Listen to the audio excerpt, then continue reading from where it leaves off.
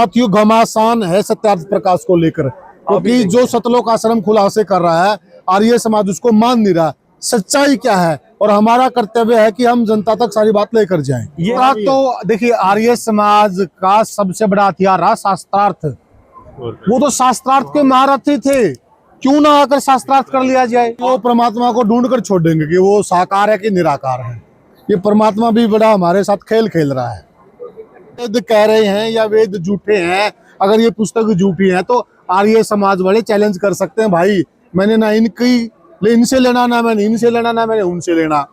जो तथ्य हैं वो तथ्य हैं भाई, तथ्य पे बात करेंगे जी। अगले पुनर्विवाह ना करिए, नियोग कर लीजिए। नियोग कर लीजिए। अब नियोग ये कहते हैं कि किसी भी पुरुष जो आपको उचित लगे उस पुरुष के साथ में आप संबंध करके संतान उत्पत्ति कर लीजिए, और वो जो पुत्र संतान उत्पत्ति होगी वो कहलाएंगे उन्हीं के जो आपके पति गुजर चुके हैं। अच्छा, वो उनके कैसे कहलाएंगे फिर? महर्षि दयानंद जी कह रहे हैं जी। ये तो बड़ी उलझन वाली बात है। ये तो दयानंद जी कह रहे हैं इस बात को कि वो ये तो इसमें लिखा हुआ, ये तो मैं पढ़ लूं भाई, बिल्कुल तसल्ली कर लूं मैं। हुआ इनमें। नमस्कार साथियों, मैं हूं आपका होस्ट कुलदीप सिंह पुनिया और मैं लेकर चलता हूं आपको धार्मिक दुनिया। मैं लेकर चलता हूं आपको तर्क वितर्क की दुनिया, और मैं लेकर चलता हूं आपको तथ्य की दुनिया। आप देख रहे होंगे मेरे सामने बहुत सारी पुस्तकों का भंडार लगा हुआ है। मेला ये पुस्तकों का, अगर मैं कैमरामैन अनुरोध करके कह रहा हूं कि वो दिखाएं, चारों तरफ पुस्तकों का मेला है। और विशेषकर हमारे जो काउंटर हैं, हमारे काउंटर पे यहाँ दिव्य और पवित्र वेद रखे हैं, और यहाँ पर सत्यार्थ प्रकाश भी रखा है। रखे कहाँ पर है आप हैरानी में पड़ जाओगे। ये रखे सतलोक आश्रम में।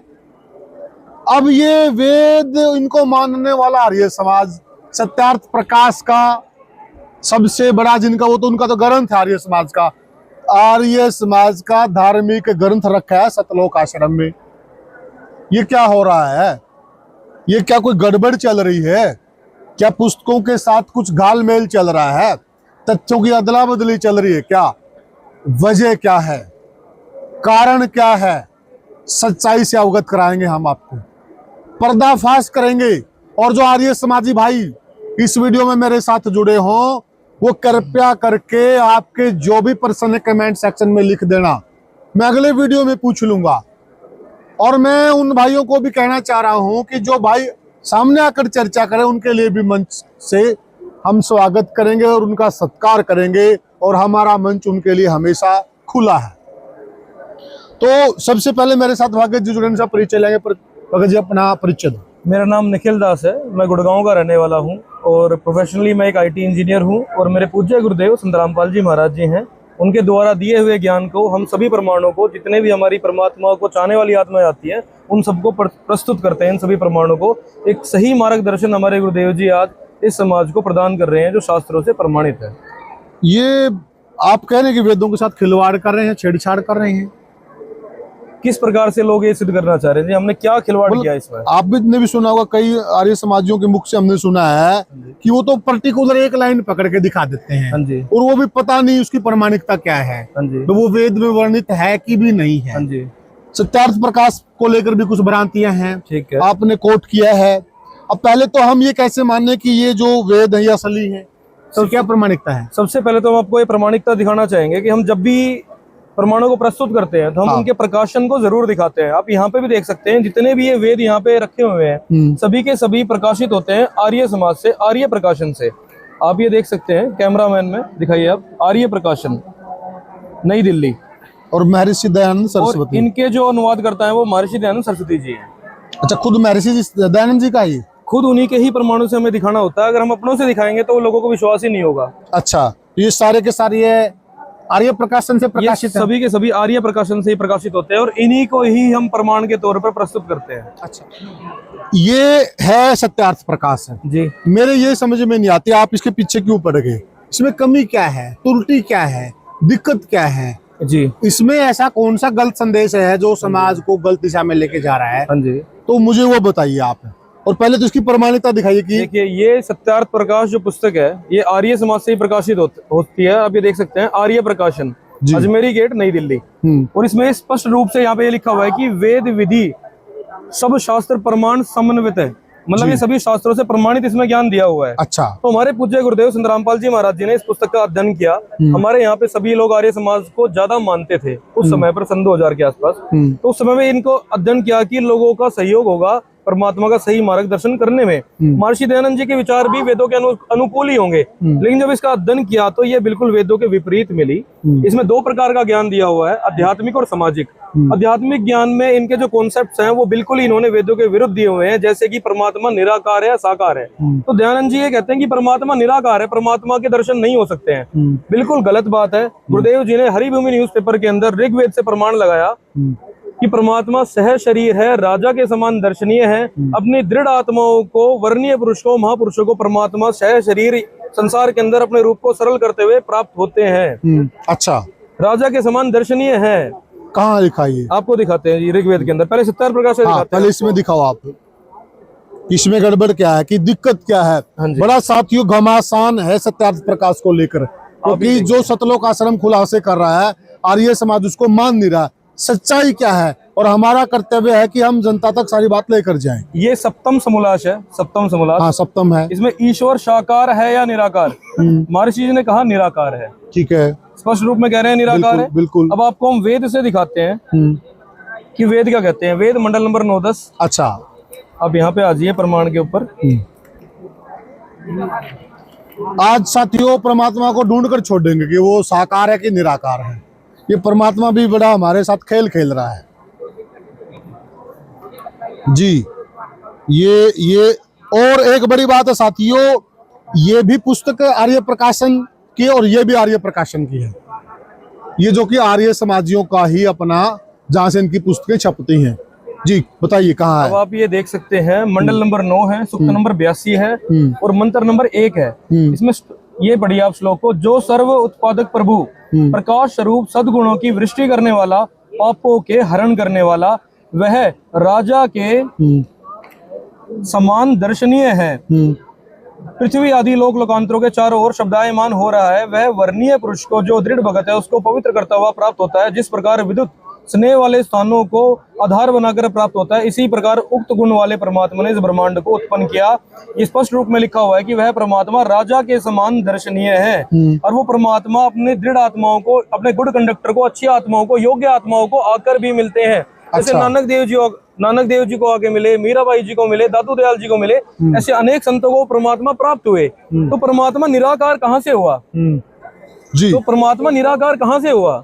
तो ये समझ में नहीं आता मुझे। ये भी आर्य समाजियों की है, आर्य प्रकाशन की है, और ये भी आर्य प्रकाशन की है। ये वेद भी है।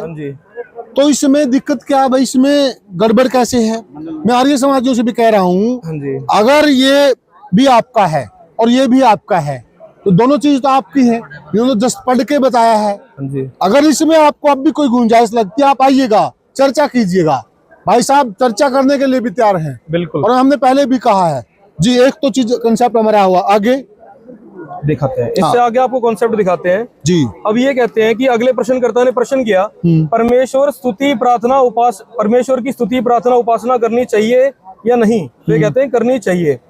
तो प्रश्नकर्ता ने प्रश्न किया, क्या स्तुति आदि करने से ईश्वर अपना नियम छोड़ स्तुति प्रार्थना करने वाले के पाप छुड़ा देगा? तो कहते हैं नहीं, पाप तो नहीं छुड़ाएगा। मतलब परमात्मा तुम्हारे दुख है वो पाप कर्म का प्रतिफल है, मतलब परमात्मा दुखों को नहीं काट सकता। तो प्रश्नकर्ता ने कहा तो फिर स्तुति प्रार्थना क्यों करना? उनके करने का फल अन्य ही है। अब आपको स्पष्ट दिखाते हैं वेद से, एक मिनट क्लियर होने दो। स्पष्ट दिखाते हैं वेदों से, वो परमात्मा पापों के हरण करने वाले हैं। अच्छा, वेद में ये लिखा है कि पापों का हरण करने वाले हैं, और सत्यार्थ प्रकाश में वो लिखा कि नहीं कर सकते। मंडल नंबर 9 है, सूक्त नंबर 82 है, मंत्र नंबर 1 है, और ये ऋग्वेद है जी। आप देख सकते हैं यहाँ से हम ये प्रमाण दिखा रहे हैं। जो सर्वोत्पादक प्रभु है, सद्गुणों की वृष्टि करने वाला है, पापों के हरण करने वाला है। और आपको हम एक बहुत जबरदस्त प्रमाण दिखाते हैं बिल्कुल स्पष्ट रूप से। मंडल नंबर 10 में आ जाइए, सूक्त नंबर 161, मंत्र नंबर 2। यदि रोगी नष्ट जीवन शक्ति वाला हो गया हो, अथवा यदि वह सीमा से परे चला गया है, यदि वह मृत्यु के समीप पहुंच गया है, तो भी उस रोगी को मैं परमात्मा भीषक कष्टप्रद रोग के पंजे से छुड़ा लाता हूँ और 100 शरद ऋतुओं तक जीने के योग्य बना देता हूँ। अच्छा, ये ऋग्वेद कह रहा है। कोई भगत कोई भगत मर्यादित भक्ति करने वाले भगत जन परमात्मा की प्यारी आत्माएं, अगर उनकी आयु भी बढ़ गई हो, अगर उनकी मृत्यु सीमा पार भी कर गए हो, शरीर भी छोड़ गए हो, तो भी कैंसर का रोग लास्ट स्टेज पे मरने वाला है, जी, तो उसकी बात हो रही है जी, तो भी वो परमात्मा उसको वापस जीवन प्रदान करके 100 वर्ष की आयु प्रदान कर देता है, प्रदान कर देता है। बिल्कुल करता है। वेद इस बात और ये को वेद कह रहा है, ये वेद बोल रहे हैं इस बात को जी। शोष शरद ऋतु मतलब जैसे कहते हैं ना भैया, तो 40 दिवाली पी गया, 40 दिवाली 40 साल में आएगी, ऐसे ही शोष शरद ऋतु 100 साल में आएगी। बिल्कुल। तो शोष शरद एक शरद ऋतु 1 साल में आती है, बिल्कुल। जैसे अब शरद ऋतु चल रही है, सच्चाई है ये। तो ये साथियों, ना मैं कह रहा ना ये कह रहे, ये वेद कह रहे हैं। और अगर ये वेद कह रहे हैं या वेद झूठे हैं, अगर ये पुस्तक झूठी है, तो आर्य समाज वाले चैलेंज कर सकते हैं, भाई मैंने ना इनसे लेना, ना मैंने इनसे लेना, ना मैंने उनसे लेना। जो तथ्य हैं वो तथ्य हैं भाई, तथ्य पे बात करेंगे जी। अगली बात क्या है? आप ये तुलना देख सकते हैं, प्रत्यक्ष है ये चीजें, ये कहीं से भी गुप्त नहीं है, स्पष्ट रूप में हम ये चीजें दिखा रहे हैं। पूरा समाज शिक्षित है, जहाँ चाहे आप आ सकते हैं। सभी सतलोक आश्रम में आप आमंत्रित हैं, सभी आर्य समाजी भाई जितने भी हैं आए और चर्चा करें, आपके सामने हम ये सभी प्रमाण। और कल यहाँ एक बड़े आर्य समाजी आकर भी गए हैं, वो सारी चर्चाएं करके गए हैं, ये भी बता देते हैं। और जी। इसके साथ साथ इस पुस्तक में आध्यात्मिक तो आपने देख ही लिया, इसके अंदर कितना ज्ञान है। अब आते हैं हम सामाजिक ज्ञान के ऊपर। तो सामाजिक जो विचार थे दयानंद जी के, वो विचार भी बिल्कुल हमारे समाज के अनुकूल नहीं है। अनुकूल कैसे नहीं है? वो ये कहते हैं कि कोई हमारी बहन विधवा हो जाए, तो वो ये कहते हैं कि उन्हें पुनर्विवाह नहीं करना चाहिए। सुना इस बारे में, मैंने भी बहुत सुना है। हाँ जी। ये साथियों आपने भी सुना होगा कि पुनर्विवाह की बात है। बिल्कुल। तो एक नियोग वाली बात कर रहे हैं क्या? बिल्कुल बिल्कुल, पुनर्विवाह से नियोग का ही चैप्टर चलता है इनका। ये जरूर देखेंगे भाई, ये सत्य क्या है, इसकी प्रामाणिकता क्या है। बिल्कुल, ये आप यहाँ देख सकते हैं, ये चतुर्थ समोल्लास है इनका। और ये कहते हैं पुनर्विवाह में क्या दोष है, प्रश्नकर्ता ने पूछा। इन्होंने मना कर दिया कि पुनर्विवाह नहीं करना चाहिए, नहीं करना चाहिए। तो प्रश्नकर्ता ने पूछा भी पुनर्विवाह में क्या दोष है, क्या समस्या है। प्रमाण देखिए, चतुर्थ समोल्लास है, पेज नंबर 54। स्त्री पुरुष में प्रेम का न्यून होना। अच्छा, न्यून होना। अब ये कहते हैं कि स्त्री पुरुष के अंदर जो प्रेम है वो न्यून हो जाता है अगर हम पुनर्विवाह कर लेंगे तो। अच्छा। तो प्रश्नकर्ता ने कहा कि ये तो जो पुनर्विवाह, और ये कहते हैं पुनर्विवाह ना करिए, नियोग कर लीजिए। नियोग कर लीजिए। अब नियोग ये कहते हैं कि किसी भी पुरुष जो आपको उचित लगे, उस पुरुष के साथ में आप संबंध करके संतान उत्पत्ति कर लीजिए, और वो जो पुत्र संतान उत्पत्ति होगी वो कहलाएंगे उन्हीं के जो आपके पति गुजर चुके हैं। अच्छा, वो उनके कैसे कहलाएंगे फिर? महर्षि दयानंद जी कह रहे हैं जी। ये तो बड़ी उलझन वाली बात है। ये तो दयानंद जी कह रहे हैं इस बात को कि वो ये इसमें लिखा हुआ, ये तो मैं पढ़ लूं भाई, बिल्कुल तसल्ली कर लूं मैं। हुआ इनमें कि ये देखिए आप, पतिव्रता और स्त्री पर्सन जब वंश छेदन हो जाए तब उसका कुल नष्ट हो जाएगा, और क्षत्रिय पुरुष व्यभाचारित कर्म करके, गर्भपात नादि बहुत से दुष्ट कर्म करके, इसलिए पुनर्विवाह का होना अच्छा है। ये प्रश्न किया इन्होंने, प्रश्नकर्ता ने, पुनर्विवाह होना चाहिए ताकि संतान चलती रहे। बिल्कुल। उत्तर क्या दिया इन्होंने? नहीं, क्योंकि जो क्षत्रिय पुरुष ब्रह्मचर्य में स्थिर रहना चाहे तो उसका कोई भी उपद्रव नहीं होगा, और जो कुल की परंपरा रखने के लिए किसी अपने सौ जाति का लड़का गोद ले उसे कुल चलेगा। और ये तो गोद लेने की बात कर रहे हैं आप आगे देखिए, आप इनका पूरा वो पढ़ना। अच्छा। और जो ब्रह्मचार्य ना रख सके, अब ये देखिए, अच्छा, जो ब्रह्मचार्य ना रख सके तो वो नियोग करके संतान की उत्पत्ति कर ले। अच्छा, ये गड़बड़ है। अब ये देखिए, नियोग करना कहाँ से उचित है, विवाह करने में क्या ये देख लो भाई, आप भी देख लो भाई, कल को हमको फिर झूठा मत कहना। ये लिख रखा है, जो ब्रह्मचार्य ना रख सके तो नियोग करके संतान उत्पत्ति कर लें। ये लिखा हुआ है, सत्यार्थ प्रकाश है, और ये प्रकाशन वालों ने छापा, ना मैंने छापा, ना भाई साहब ने छापा, उन्होंने छापा है और ये लिख रखा है। और अगर आर्य समाजी ये कह रहे हैं कि ना ये नहीं है, तो वो आके बिल्कुल इस चीज को चैलेंज कर सकते हैं, कोर्ट कर सकते हैं। अच्छा जी, इसमें एक चीज और है, ऐड की गई है महर्षि दयानंद जी के द्वारा, कि प्रश्नकर्ता ने पूछा कि पति के मरने के बाद ही नियोग हो सकता है, जीते जी भी हो सकता है।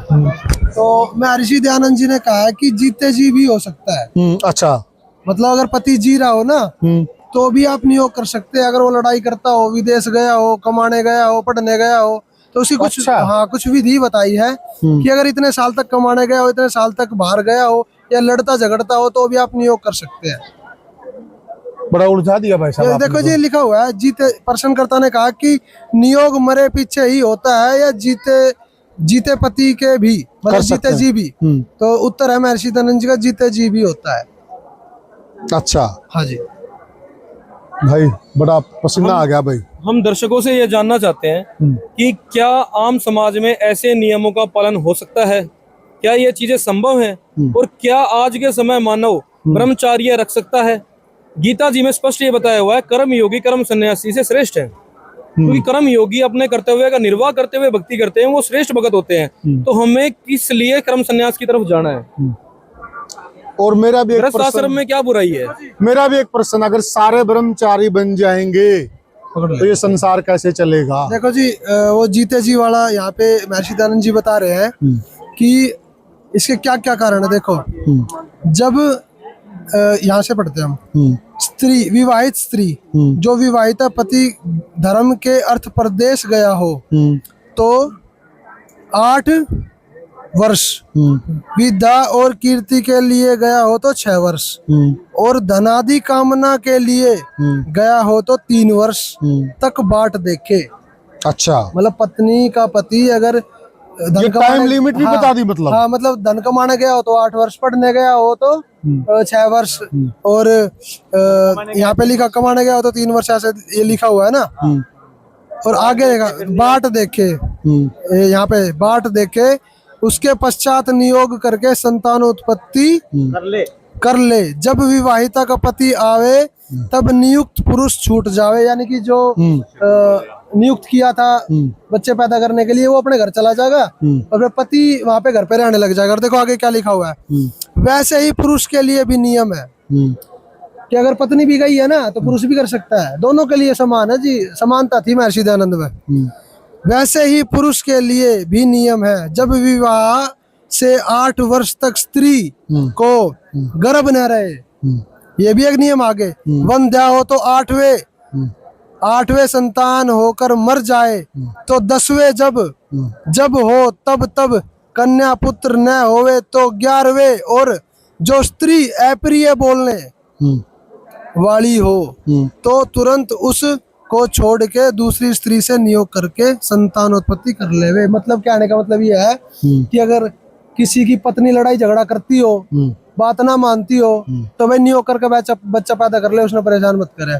किसी का आदमी लड़ाई झगड़ा करता हो तो स्त्री किसी तो नियोग करके बच्चे पैदा कर सकती है, ये इसमें स्पष्ट लिखा हुआ है। आप इसमें ये बता दीजिए। अच्छा, एक चीज और है, एक चीज और, वो गर्भ वाली बता दिया आपने? नहीं बताइए। इसमें और लिखा हुआ है कि जैसे किसी की पत्नी को गर्भ हो जाए, और अब गर्भ तो 9 महीने तक चलता है, यानी कि 1 साल तक बिजी हो जाएगी, तो अगर आपसे ना रहा जाए, मतलब आपके अंदर काम वासना ज्यादा प्रताड़ित करती हो आपको, उसके लिए भी महर्षि जी ने नियम बताए हैं। जब एक विवाह होगा, एक पुरुष को एक स्त्री और एक स्त्री को एक पुरुष रहेगा, तब स्त्री गर्भवती होवे, जब अगर गर्भवती हो जाए शादी के बाद, स्त्री रोगिणी हो यानी कि ज्यादा बीमार हो लंबे समय वाली, अथवा पुरुष दीर्घ रोगी हो या पुरुष का रोग हो रहा हो लंबा, और दोनों की युवावस्था हो और उनसे न रहा जाए काम वासना में, तो फिर क्या करे?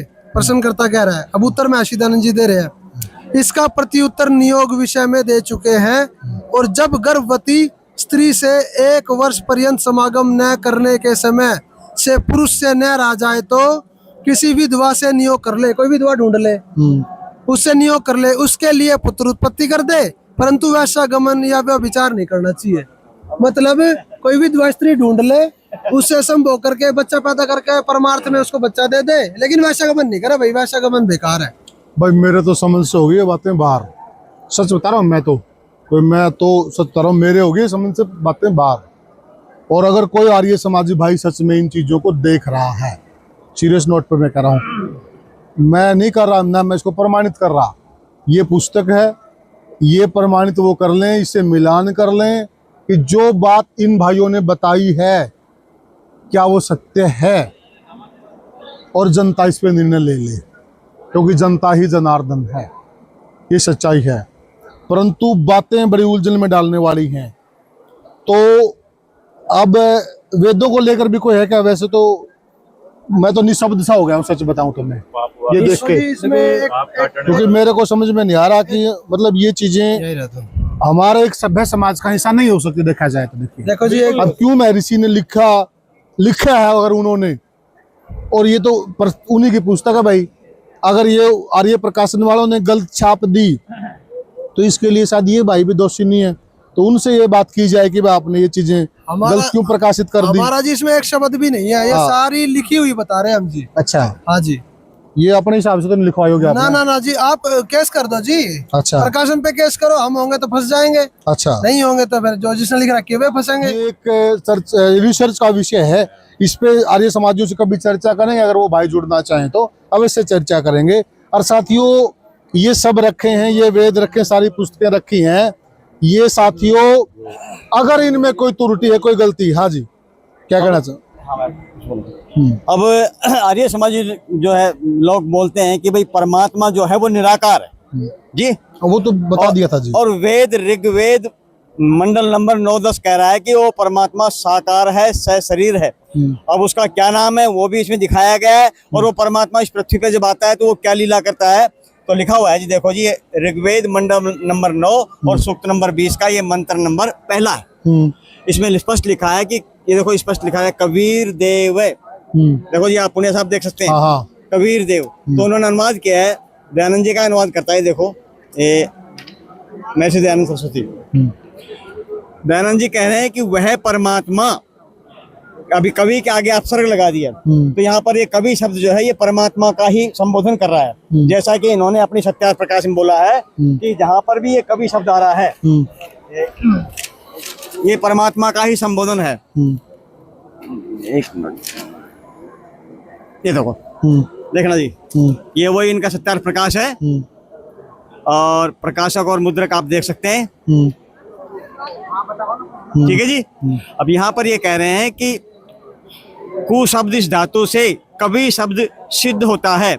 ये कोटि शब्दायति सर्वा विद्या स कबीर ईश्वर, जो वेद द्वारा सब विद्याओं का उपदेश और वेता है, इसलिए परमेश्वर का नाम कवि है।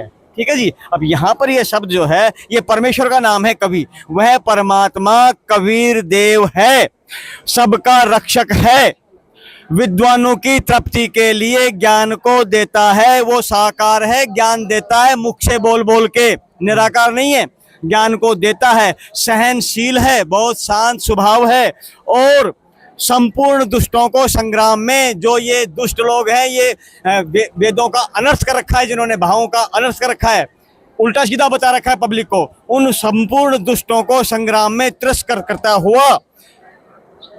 करता है, वह सबको पराजित करता है। तो आज संत रामपाल दास जी महाराज ने वेदों के आधार से सबको पराजित कर रखा है। अगर कोई भाई ये कहता है कि आपने गलत वो अनुवाद कर रखा है तो आओ और यहाँ पे चर्चा करो। अच्छा, इसका एक कवि और वो शास्त्रार्थ तो देखिए आर्य समाज का सबसे बड़ा हथियार रहा शास्त्रार्थ। वो तो शास्त्रार्थ के महारथी थे, क्यों ना आकर शास्त्रार्थ कर लिया जाए। और देखो जी एक मिनट, जो भाई मुझे भी फोन करते हैं बार बार, भाई वो आके शास्त्रार्थ कर देखो लो। जी एक मिनट दिखाना, ये अथर्ववेद है और मंडल ये 1 से 7 कांड है। ये है चतुष्कांडम और सूक्त नंबर 1 और मंत्र नंबर 7 है। ये मंत्र बोल रहा है, देखो जी दिखाओ आप। यो अथर्वाणम पित्रम देवबंधुम बृहस्पतिम नमसा उच गच्छा त्वम विश्वेशाम जनिता यथा से कबीर देवो। देखो जी पुनिया साहब स्पष्ट देखो आप, क्या है ये? कबीर देवो ने दबायते स्वधावान। अब इन्होंने अनुवाद के अंदर हालांकि अड़ंगा कर दिया है दयानंद जी ने, लेकिन फिर भी जैसा किया वैसे समझाएंगे कि गतिशील पुरुषार्थी पुरुष का मतलब परमात्मा, गतिशील पुरुषार्थी परमेश्वर परमात्मा, निश्चल पिता, विद्वानों व सूर्य आदि दिव्य लोकों का बंधु व नियामक, बड़े बड़ों के स्वामी परमेश्वर को, क्योंकि वेद केवल परमात्मा का ही बोध करवा रहे हैं, तो यहाँ पर परमात्मा का ही चल रहा है चर्चा, तो कहते हैं बड़े बड़ों के स्वामी परमेश्वर को नमस्कार के साथ निश्चय करके पहचानिए कि वो परमेश्वर कौन है, उसका क्या नाम है। परमेश्वर को पहचानिए, हे परमेश्वर तू सब सुखों का उत्पादक हो, आप सब सुख देने वाले हो। क्योंकि अब इन्होंने यहाँ कवि के आगे अक्षर लगा के कर दिया मेघावी, और देव का अर्थ नीचे कर दिया परमेश्वर। यहाँ साफ साफ लिख देते कि क्योंकि आप सब सुखों का उत्पादक करने वाले हो और आप कबीर देव हो, ये यूं का लिख देते नीचे कि आप कबीर देव हो। देव का अर्थ परमेश्वर कर ही रहे हैं, तो लिख देते आप कबीर देव हो, आप कबीर परमेश्वर हो। क्लियर हो गया है। कबीर साहब का एक दुआ है कि कबीरम नाम वेदों ने गाया, कबीरन कुरान कह समझाया, यही नाम सबन का सारा, आदि नाम वही कबीर हमारा। तो इस दुआ से भी स्पष्ट होता है। तो साथियों, ये जो पुस्तकें हैं, ये जो वेद रखे हुए हैं, ये वही वेद हैं जिनको आर्य प्रकाशन प्रकाशित करता है। ना मैं करता हूँ, ना ये भाई करते हैं, ना कोई अन्य करता है। अगर फिर भी किसी के मन में संशय है, अगर फिर भी कोई किंतु परंतु है, तो उसके लिए द्वार खुले हैं। कोई ऐसा नहीं चर्चा को स्टॉप कर दिया गया हो। और शास्त्रार्थ करने में तो आपको महारत हासिल है। आप लोग शास्त्रार्थ कीजिए, मंच मैं उपलब्ध कराऊंगा, और ताकि शास्त्रार्थ से जनता को, आम जनता को पता चल जाए कि सच क्या है, और फिर उस सच को मान लिया जाए। तरीका तो यही है।